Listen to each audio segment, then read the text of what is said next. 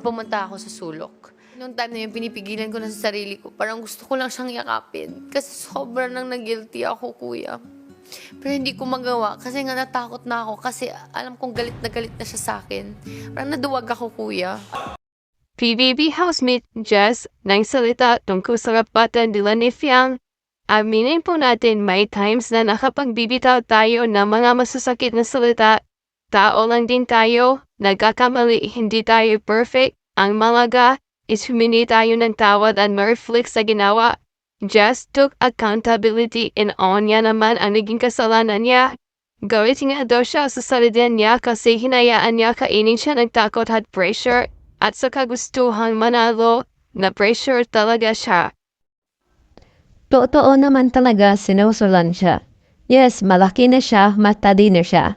Minsan may katangahan tayo, di tayo perfect. Minsan pag nasumbrahan sa pagka-competitive, nakakapahamak din.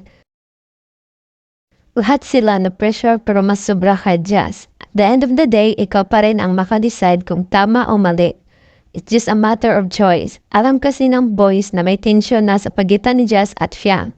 Kaya pinipush nila si Jazz. Don't get me wrong, di ko kinakampihan si Jazz. Based lang din sa observation ko.